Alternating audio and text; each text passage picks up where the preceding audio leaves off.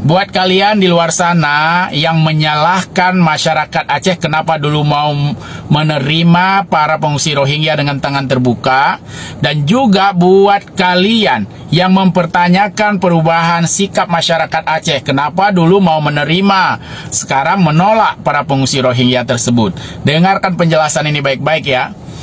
Dulu kira-kira era 2017 ke bawah, ketika para pengungsi Rohingya datang ke Aceh, waktu itu di tempat asal mereka di Provinsi Rakhine di Myanmar sedang terjadi aksi pembantaian, aksi pembersihan etnis yang dilakukan oleh pasukan rezim junta militer Myanmar terhadap etnis Rohingya.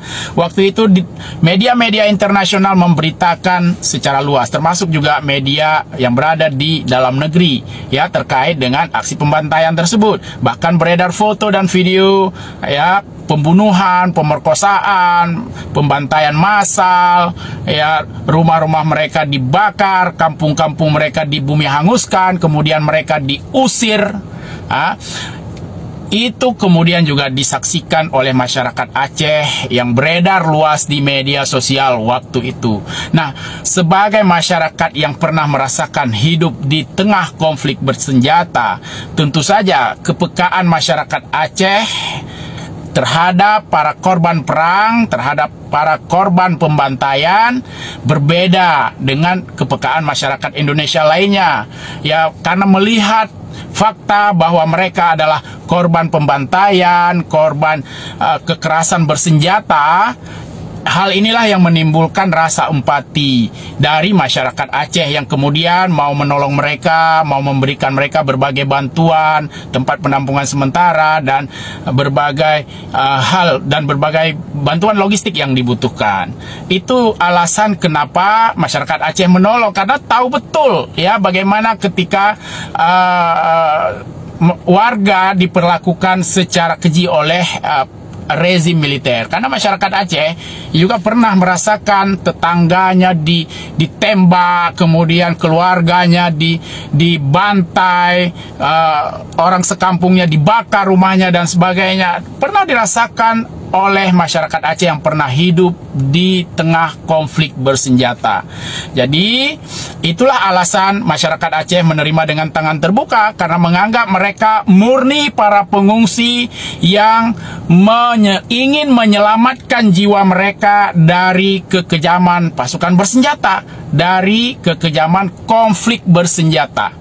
Jadi pertolongan orang Aceh waktu itu murni karena kemanusiaan. Nah, kenapa kemudian akhir-akhir ini masyarakat Aceh melakukan penolakan? Karena belakangan ditemukan fakta-fakta para pengungsi Rohingya ini sebenarnya mereka sudah berada di wilayah Bangladesh, sudah disediakan kamp-kamp pengungsi yang sudah diurus juga oleh lembaga internasional, tetapi mereka kemudian menjadi objek tindak pidana perdagangan orang yang dilakukan oleh oknum-oknum yang ingin mengeruk keuntungan dari aksi tersebut ya.